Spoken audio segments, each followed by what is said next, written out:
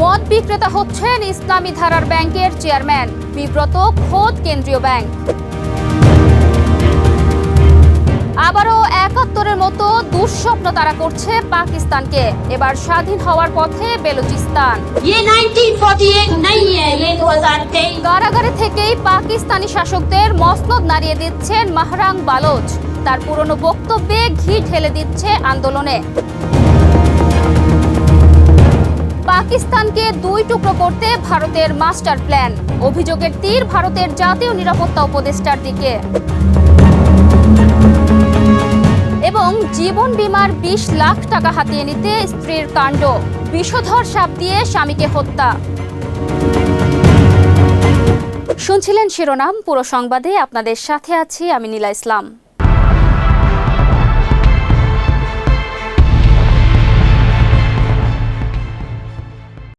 মদ ব্যবসা হালাল। সরকারকে ট্যাক্স দিয়ে মদ বিক্রি করলে সেটা হারাম হয় না। এছাড়া মদ একটি মেডিসিন। মানুষ মেডিসিন হিসেবে মদ খায় বলা একজন লোক হচ্ছেন ইসলামী ভাবধারার একটি ব্যাংকের চেয়ারম্যান, যে ব্যাংক তার ব্যাংকিংকে বলছে সম্পূর্ণ শরিয়াহ মোতাবেক পরিচালিত। এছাড়া যে ব্যক্তি নিজেকে নিরক্ষর হিসেবে দাবি করেছেন সেই ব্যক্তি হচ্ছেন ঢাকা বিশ্ববিদ্যালয় ও বুয়েট থেকে পড়াশোনা শেষ করা শিক্ষার্থীদের চেয়ারম্যান। ১৯৯৯ সালে প্রতিষ্ঠিত হয় স্ট্যান্ডার্ড ব্যাংক। প্রচলিত ধারা থেকে বের হয়ে ২০২০ সালে পূর্ণাঙ্গ ইসলামী ব্যাংকে পরিণত হয় ব্যাংকটি। ইতিপূর্বে ব্যাংকটির পরিচালনা পর্ষদ নিয়ে অনেক সমালোচনা থাকলেও এবার তা ছাড়িয়ে যাচ্ছে যে কোনো সমালোচনাকে।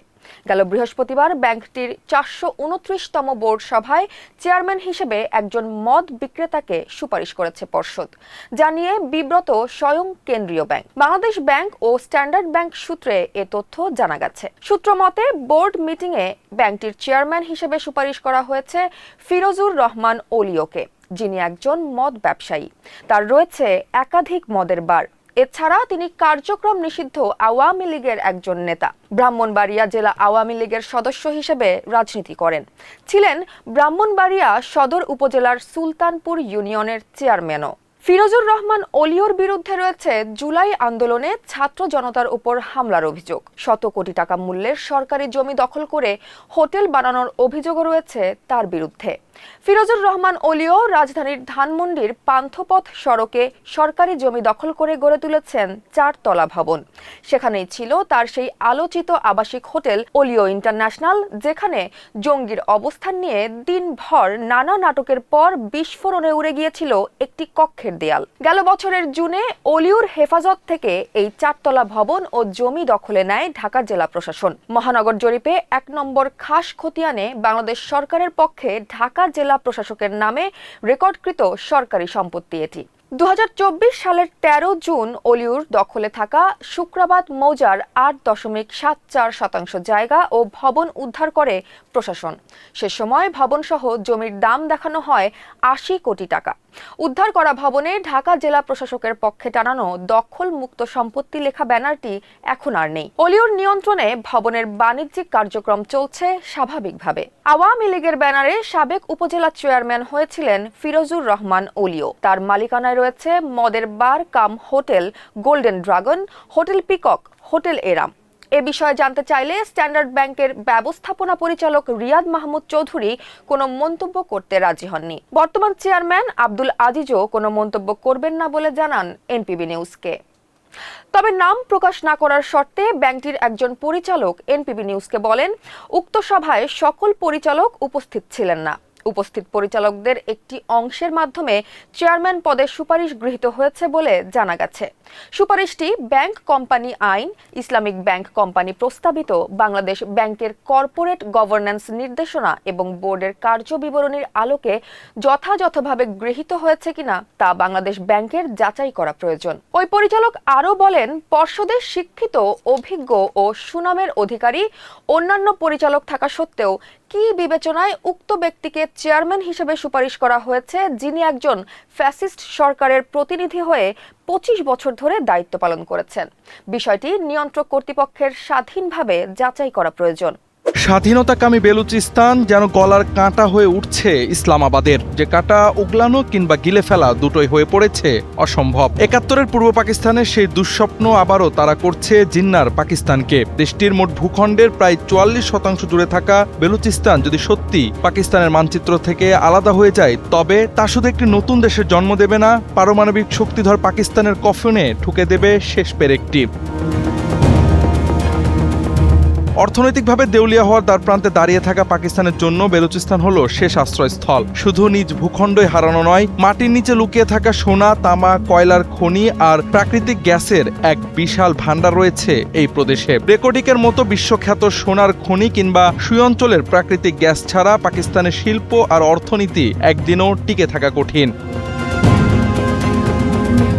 বেলুচিস্তানের স্বাধীনতা মানেই পাকিস্তানের বুক থেকে এই অমূল্য সম্পদের ভান্ডার চিরতরে হারিয়ে যাওয়া, যা দেশটিকে চরম দেউলিয়াত্বের দিকে ঠেলে দেবে। ফলে স্বাধীনতাকামী বেলুচদের রাষ্ট্রীয়ভাবে মোকাবেলার এই পরিস্থিতিতে একটা প্রশ্নই সামনে আসছে বারবার, তবে কি সোনা গ্যাসের লোভেই বেলুচিস্তানকে স্বাধীন হতে দিবে না ইসলামাবাদ?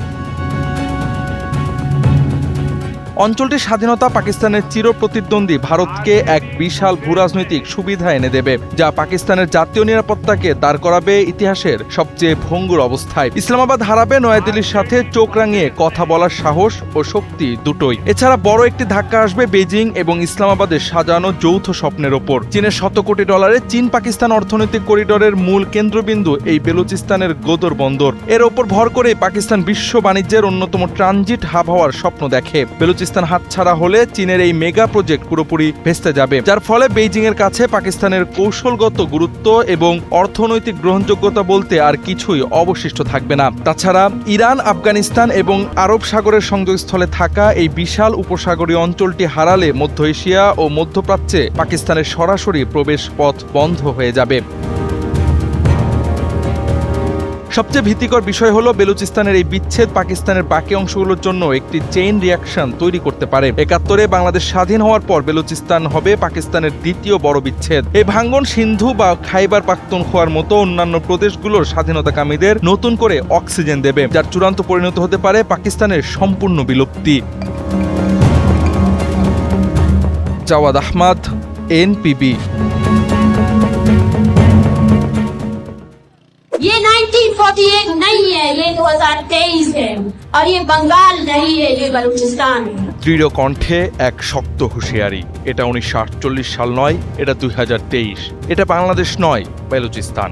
সম্প্রতি পাকিস্তানের বেলুচিস্তানের সৃষ্ট অস্থিরতায় নতুন করে সামনে এসেছে এই তরুণীর ঐতিহাসিক সেই হুঁশিয়ারি, যেখানে তিনি মাত্র কয়েকটি বাক্যেই পাকিস্তানকে ফিরিয়ে নিয়ে যান তার ইতিহাসের সবচেয়ে অন্ধকার অধ্যায়ে। 1971 সালের পূর্ব বাংলার স্মৃতি টেনে তিনি সতর্ক করেন পাকিস্তান শাসকদের। তার এই বক্তব্য কাঁপন ধরায় ইসলামাবাদের মসনদে। তেজদীপ্ত এই তরুণীর নাম ডক্টর মাহরাং বালোচ। কারাগারে বন্দী থাকলেও থামেনি তার কণ্ঠ।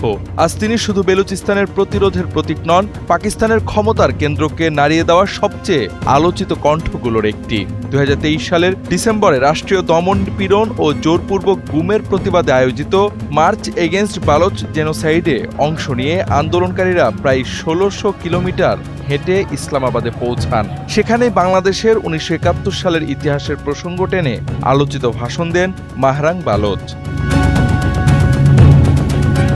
1971 সালে বাঙালিদের ওপর দমনপীড়ন চালিয়ে পাকিস্তান যে ভুল করেছিল, মাহরাং বালোচের মতে আজ বেলুচিস্তানেও সেই একই পথে হাঁটছে দেশটি। তবে তিনি মনে করিয়ে দেন ইতিহাসের পুনরাবৃত্তি কখনোই হুবহু এক হয় না।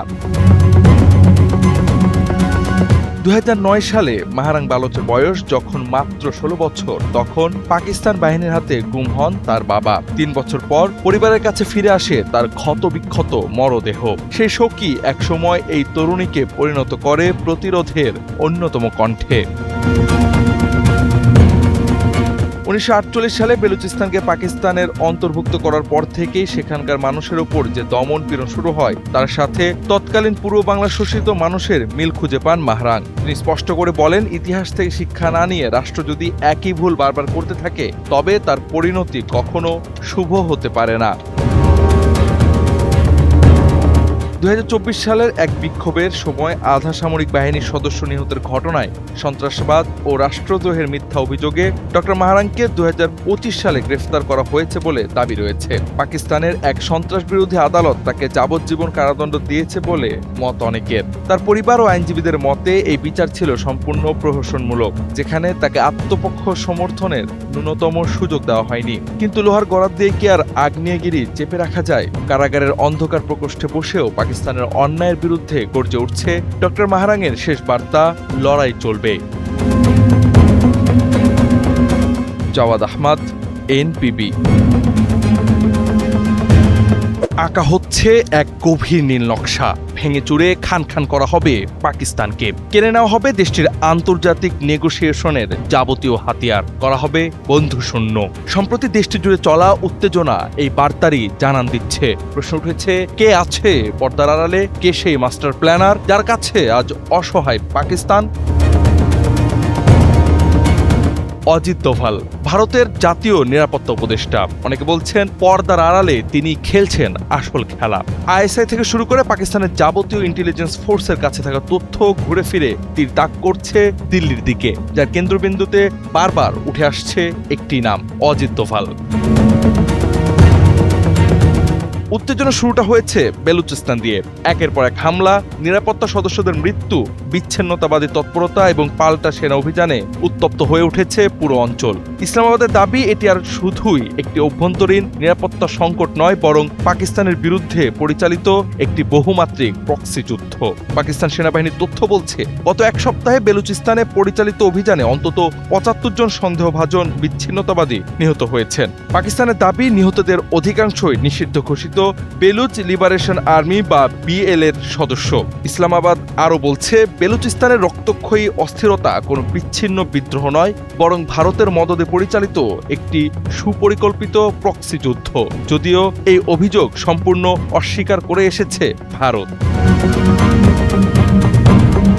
পাকিস্তান দীর্ঘদিন ধরেই অভিযোগ করে আসছে, বেলুচিস্তানের বিচ্ছিন্নতাবাদী গোষ্ঠীগুলোকে অর্থ, প্রশিক্ষণ ও গোয়েন্দা সহায়তা দিয়ে আসছে ভারত। 2016 সালে বেলুচিস্তান থেকে গ্রেফতার হওয়া ভারতীয় নাগরিক কুলভূষণ যাদব তাদের অভিযোগের অন্যতম ভিত্তি।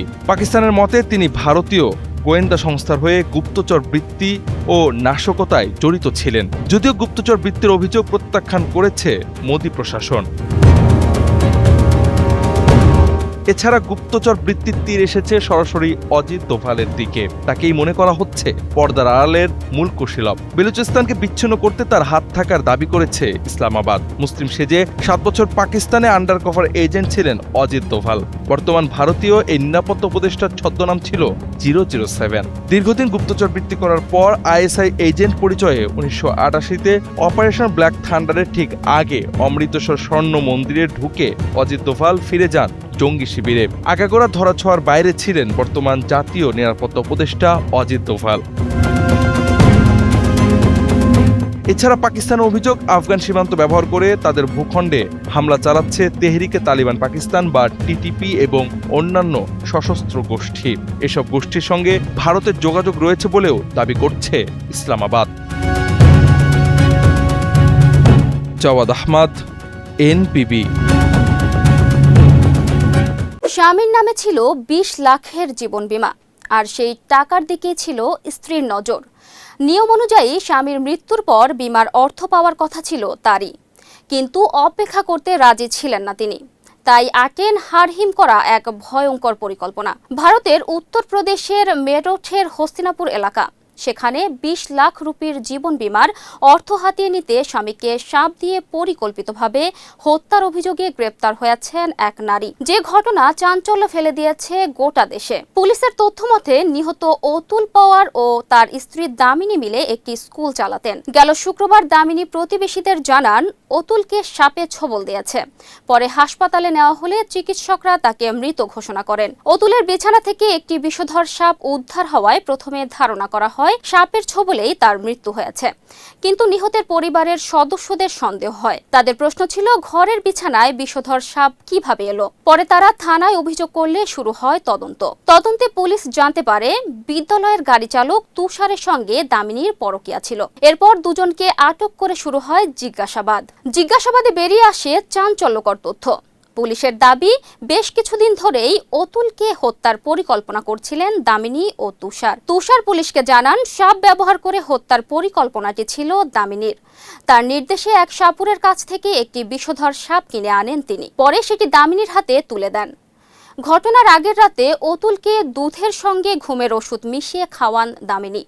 তিনি গভীর ঘুমে আচ্ছন্ন হয়ে পড়লে বিছানায় ছেড়ে দেওয়া হয় বিষধর সাপটি। পরে সাপের ছোবলেই মৃত্যু হয় অতুলের। এ ঘটনায় অতুলের স্ত্রী দামিনী ও তার কথিত প্রেমিক তুষারকে গ্রেপ্তার করেছে পুলিশ। ঘটনার সঙ্গে অন্য কেউ জড়িত ছিল কিনা এবং সাপ সংগ্রহে কারা সহায়তা করেছে তা খতিয়ে দেখা হচ্ছে। পাশাপাশি মৃত্যুর সঠিক কারণ নিশ্চিত করতে ফরেনসিক পরীক্ষার ফলের অপেক্ষায় রয়েছেন তদন্তকারীরা।